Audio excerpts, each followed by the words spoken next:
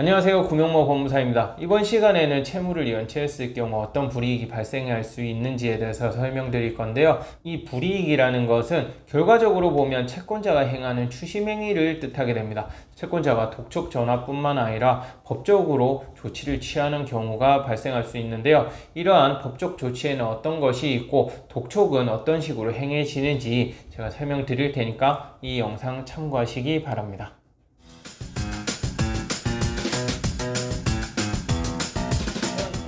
일단 연체가 발생하면 독촉 전화가 올 수밖에 없겠죠. 왜 연체를 하느냐, 이자를 지급해 달라는 식의 독촉 전화를 받게 됩니다. 본인의 휴대전화뿐만 아니라 직장으로도 독촉 전화가 오기도 하는데요. 간혹 가족에게도 전화가 간다는 얘기를 듣는 경우가 있습니다. 이렇게 가족에게 전화를 하는 것은 불법 추심 행위거든요. 가족에게는 추심 행위를 하면 안 돼요. 그러니까 혹시라도 가족에게 전화를 해서 돈을 달라고 한다거나 그런 일은 사실 극히 드물다고 보시면 되는데, 혹시라도 그런 일이 있다면 적극적으로 대응을 하는 것이 좋겠습니다.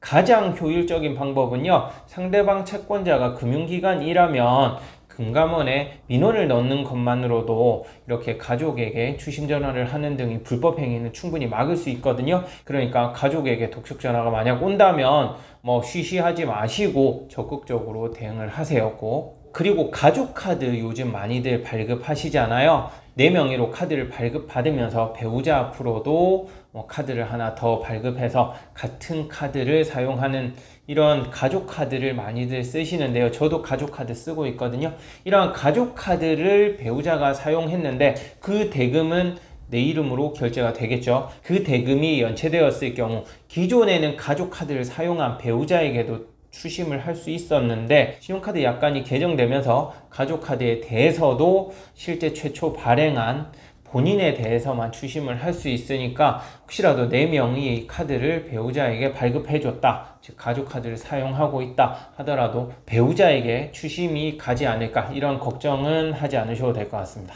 이렇게 채무를 연체하게 되면 우선적으로는 독촉 전화를 받게 됩니다. 그 이후에도 연체가 계속 이루어지게 되면 보전 처분이나 소송 등을 채권자는 제기하게 되는데요. 보전 처분이라 그러면 가압류 가처분을 의미합니다. 통상적으로는 가압류를 행하게 되는데, 이 가압류는 주로 통장이나 급여에 가압류를 하게 돼요. 통장에 가압류가 되었을 경우에는 통장에 잔고가 있다면 그 돈을 출금을 할 수 없게 되고요. 급여에 가압류가 행해진 경우에는 급여 중 일부 금액을 받지 못하는 불이익을 받을 수 있습니다.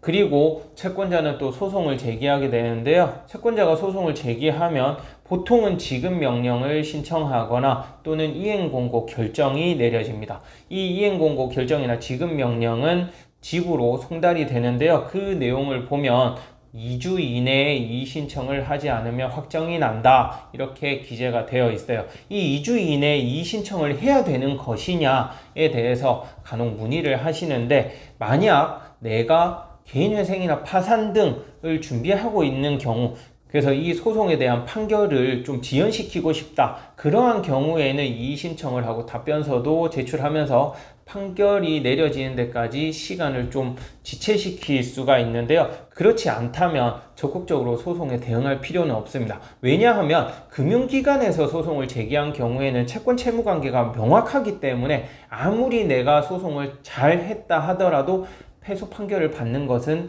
100%라고 보는 게 맞거든요. 왜냐하면 내가 신용카드를 썼다든지 또는 돈을 빌렸다면 그 기록이 명확하게 남아 있으니까 여기에 대해서는 다툼의 여지가 없다고 할 것입니다. 그러니까 구태여 소송에 대해서 적극적으로 대응할 필요가 없어요. 왜냐하면 적극적으로 대응을 하게 되면 이 지급명령 또는 이행공고 결정이 정식재판 절차로 넘어가게 되거든요. 그렇게 되면 소송이 길어지면서 상대방의 변호사 비용까지 전액 내가 갚아줘야 되는 문제가 발생할 수 있습니다. 소송 비용이 늘어나게 된다는 뜻이죠. 그러니까 혹시 금융기관에서 만약 소송을 제기했다, 그럴 경우에는 내가 갚을 능력이 된다면 그냥 갚아버리면 소송은 취하를 하게 되고, 또는 내가 개인회생 파산을 앞두고 있어서 소송을 지연시킬 목적이라면 그 소송에 대해서 대응을 하면 되겠지만, 그렇지 않은 경우라면 딱히 대응하지 않으셔도 상관이 없다고 하겠네요. 이렇게 채권자가 소송을 제기하고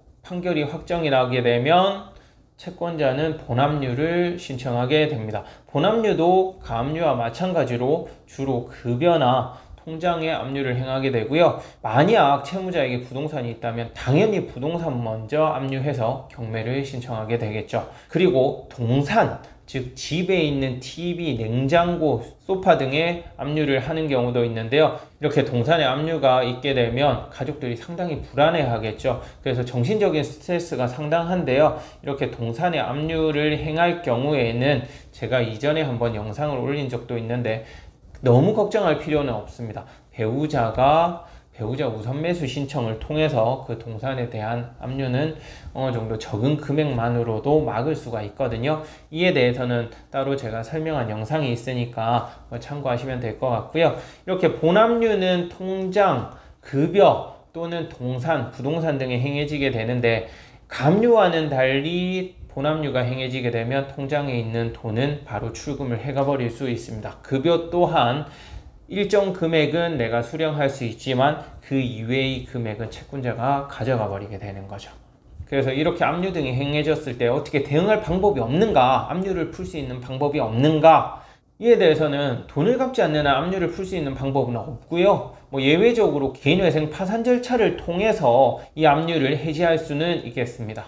네, 그 외에도 채무 불이행자 명부에 등재 신청을 한다든지 그런 불이익이 발생할 수 있기는 하는데요. 추후 제가 따로 한번 설명을 드리도록 하겠습니다. 네, 이번 시간에는 채무를 연체했을 경우 어떤 불이익이 발생할 수 있는지 설명드렸는데요. 제가 이번에 설명드린 것이 대부분이라고 보면 될 것 같고요. 그 외에 딱히 불이익이 발생할 수는 없습니다. 그렇지만 오늘 설명드렸다시피 일상생활을 하는데 상당한 불이익이 발생할 수 있기 때문에 가급적이면 채무를 연체하지 않는 것이 좋겠네요.